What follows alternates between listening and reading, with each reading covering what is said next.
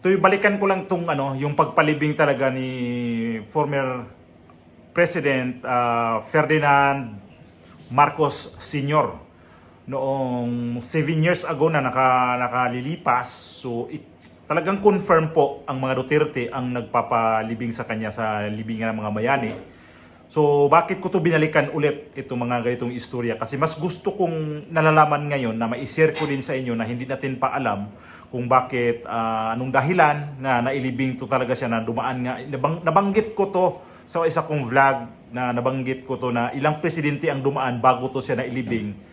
Hindi to siya nailibing sa mga nagdaan pang mga administrasyon. So pagdating sa administrasyon ni Duterte, doon na siya nailibing. So dito ko i-confirm sa ating lahat na kung hindi dahil talaga kay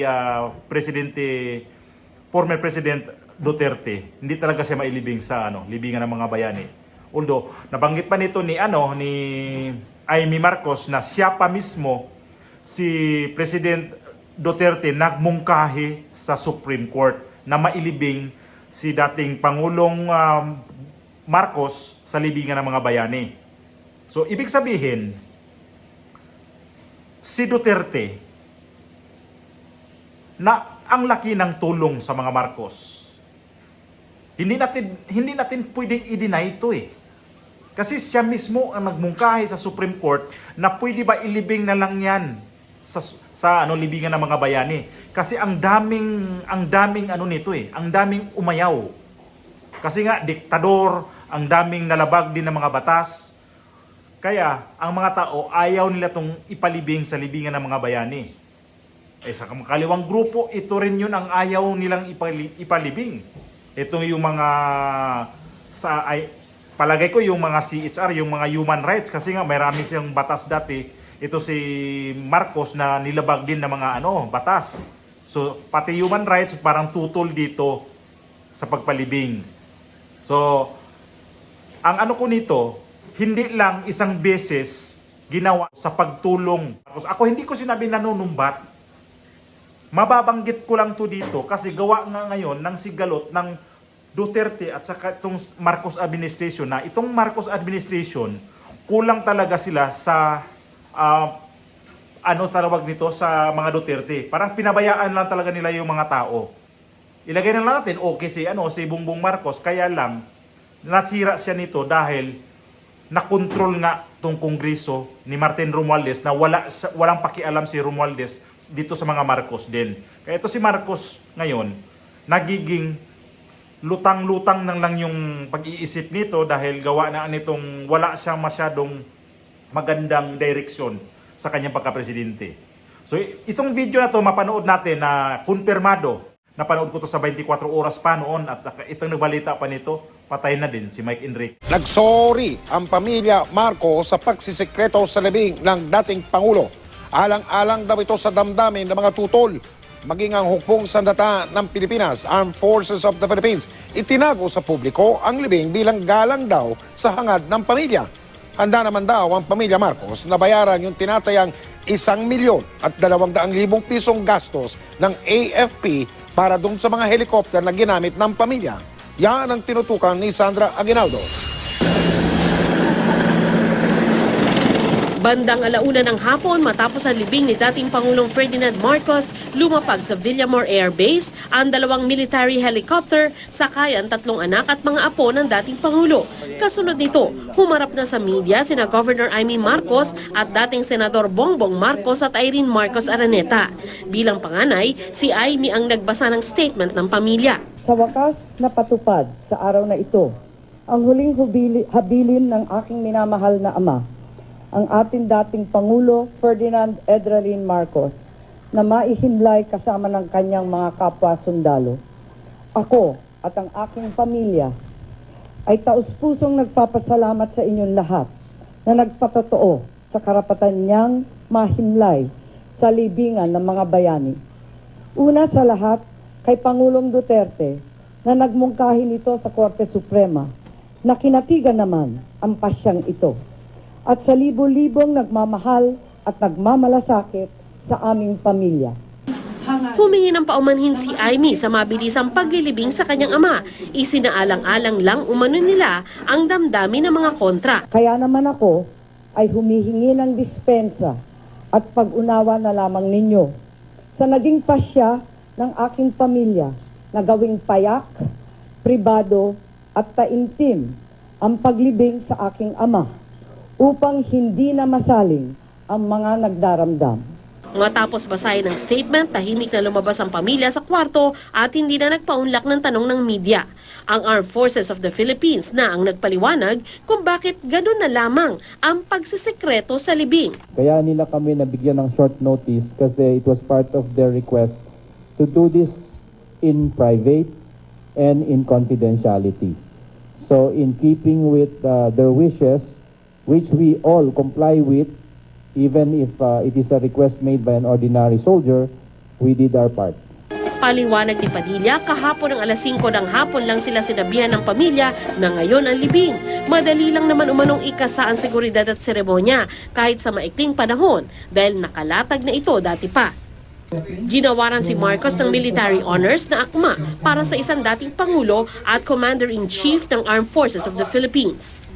May 3 hanggang 4 na batalyong sundalo o hanggang 400 sundalo mula sa 4 na service command ang kasama sa seremonyas. Kasama na rito ang escort, security at mga banda. Saktong alas 12 inilibing si Marcos. Tumagal ang seremonyas ng 1 oras. Natanong si Padilla kung saan nagmula ang basbas kaugnay sa paglilibing ngayong araw. Patapos nung nagkaroon ng desisyon ng Supreme Court, hindi po ba nagkaroon na ng usapan at sa aking pagkakaalam, nagkaroon ng isang activity na naandoon yung isang miyembro ng pamilyang Marcos at nandoon din ang mahal na Pangulo at nag-uusap sila. So nung sinabi po ni mahal na Pangulo, pwede nyo na ituloy, wala namang balaki dito, kaya nagkaroon po kaya po sila dumulog sa tanggapan ng Department of National Defense upang magsabi. Ayon pa kay Padilla, babayaran ng pamilya Marcos ang paggamit ng helicopter pati na ang gasolina nito. Ang tanong, pwede bang bisitahin ng publiko ang puntod ni Marcos? Ordinarily, the libingan ng bayani is supposed to be accessible. But for the moment, I cannot give you a categorical answer regarding that. O di ba yung mga sinasabi na nagpasalamat siya, pinasalamatan niya lahat. Special mention si Pangulong Duterte na siya ang nagmungkahi sa Supreme Court. Narinig naman natin na siya nagmungkahi. Tapos ginawa ilang private ang paglibing kasi ayaw nga nila yan payagan na mailibing doon kasi ang dami nga daw nilabag doon ng mga batas ang dating Pangulong Marcos. So ginawa nila, parang sulo lang nila. Tapos gumamit sila ng mga asset sa military, pero ang naman nila ay babayaran nila yung ginastos doon sa mga asset na yon na ginagamit nila. So dapat lang naman kasi ginamit nila Alam nga naman gobyerno pa Duterte ang magbabayad noon. Ang laking bagay yun na ang mga Duterte, ang President Duterte ang nagpapalibing sa kanilang tatay na matagal na, sabi ni Amy Marcos, na wish na doon mailibing sa libingan ng mga bayani kasi nga sundalo ang tatay niya. So natupad ang ang wish niya gawa sa mga Duterte. So ang problema lang kasi nito, kaya ang mga tao hindi natin masisisi na masabihin din na walang utang na loob ang mga Marcos sa mga Duterte. Totoo, mayroon talagang masabi ng ganun. Kahit pasabihin natin na hindi dapat magsalita, mayroon talagang mga tao na babalik sa ganung salita na wala talagang utang na loob. Gawa nito nangyari sa pagpalibing nila kay Ferdinand Sr. Marcos. Kaya ang mga tao direkta talaga magsabi na wala ang utang na loob tong mga to. Talagang totoo naman, walang utang na loob. Ito ngayong panggulo na nangyayari ngayon, parang ang mga Marcos, kunti lang ang suporta na ibinibigay ngayon sa mga Duterte. Di ko lang alam, itong ICC na to, kung tuluyan tong makapasok sa Pilipinas o anong kalalagyan ni Pangulong Duterte nito. Ibig sabihin nito sila, ang mga naitulong sa mga Duterte, baliwala na talaga sa kanila yon. Si Amy Marcos, di natin alam kung minsan nagsasalita ng minsan mga pahapyaw, kung sinong ang magsasabi niya. Sinabi niya, hindi naman kasi ako pala away Ako maldita, may strikta daw ako. Oo, totoo yun. Pero Ang ano na sa akin, tahimik lang ako, hindi ako nang aaway. Di ko alam kung sino pinaparinggan niya. Ito pa yung kung hindi dahil din sa mga Duterte pala, hindi rin mananalo si Bongbong Marcos. Kasi ang sabi ni Inday Sara, tinawagan siya ni Amy Marcos na pwede magiging vice kay Bongbong Marcos kasi matatalo sila kay Leni. Kasi nga gusto nila makuha, pati buto ng mga Bisaya, gusto nila makuha. Sabi ko, ginagamit lang pala tayo sa mga Bisaya, ginagamit lang pala tayo nito sa mga Marcos. Ginamit lang mga Duterte para sa mga Bisaya kagaya sa akin. Pero malas lang sila kasi hindi talaga napunta yung buto ko sa kanila. Kay Inday Sara nga, hindi nga ako bumuto nito. Iba yung binuto ko. So, ngayon, ang ano ko nito ay ginagamit pala ng mga Marcos ang mga Bisaya. 20 October, nag-file ako. Pagdating ng late October, after deadline ng filing, tumawag sa akin si Senator Amy Marcos. Sabi niya sa akin, pwede ka ba tumakbong Vice President? Sabi ko sa kanya, alam mo, hindi ko pa narinig ever na sinabi sa akin na tumakbo akong Vice President. Sabi ko, bakit mo ako nire-request ngayon na tumakbong Vice President? And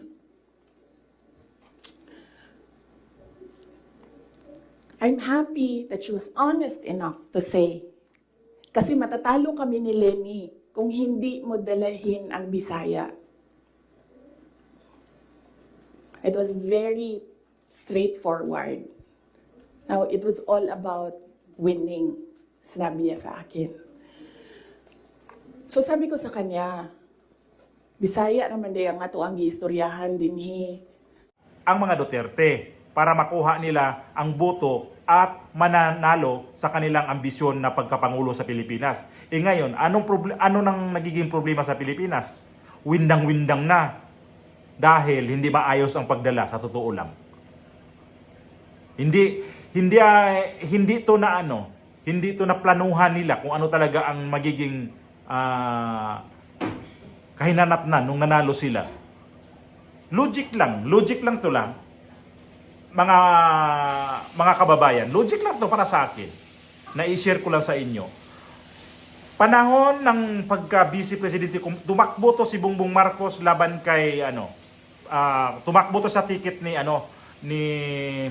Miriam Defensor Santiago, sila magkatandim. Tapos si Leni Robredo at saka si Marujas. Ang tanong ko, bakit natalo si Bongbong Marcos ni Leni Robredo na mas kilala si Marcos kay ni Leni Robredo? Si Leni Robredo, nakilala lang to dahil sa kanyang asawa na nagiging DILG Secretary panahon ni Pinoy. So, doon lang yun. Pero kung pagbabasihan natin, ang mga apelyido na yan, Marcos Robredo, mas kilala ang mga Marcos kasi matagal sila sa politika. Pero bakit tinalo ni Leni si Marcos kung hindi si Marcos humingi ng tulong o kinuha niya si Inday Sara na magiging Vice President? May paglalagyan talaga si Bongbong Marcos. Matatalo siya ni Robredo ulit. Ngayon, nagprotesta si Bongbong Marcos sa Supreme Court dahil sa boto na 200,000 plus lang ang lamang.